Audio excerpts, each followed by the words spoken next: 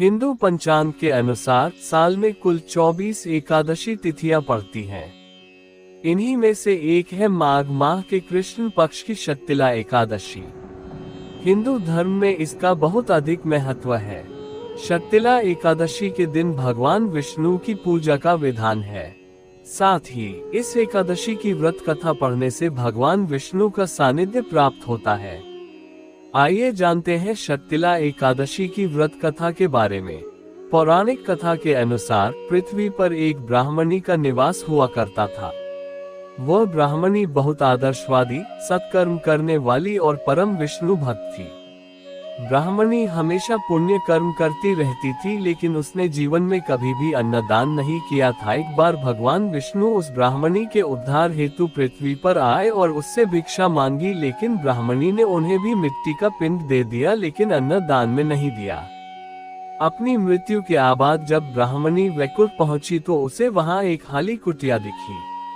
ब्राह्मणी खाली कुटिया को देखकर बहुत निराश हुई और उसने भगवान विष्णु से जाकर पूछा कि जिंदा रहते हुए इतने पुण्य कर्म करने के बाद भी खाली कुटिया उससे क्यों मिली। तब भगवान विष्णु ने उसे बताया कि उसने जीवन में एक बार भी अन्नदान नहीं किया था, इसी कारण से उसकी कुटिया खाली रह गई। इसका उपाय भी भगवान विष्णु ने उसे बताया और कहा कि जब उसे लेने स्वर्ग की देवियां आएंगी तब वह उनसे माघ माह में आने वाली एकादशी के बारे में जाने, उसका व्रत रखे और पृथ्वी पर जाकर जीवों में अन्न का दान करे। ब्राह्मणी ने ऐसा ही किया और जब वह लौटकर भगवान विष्णु के धाम आए तो वहां मौजूद कुटिया अन्न और तिल से भरी हुई थी।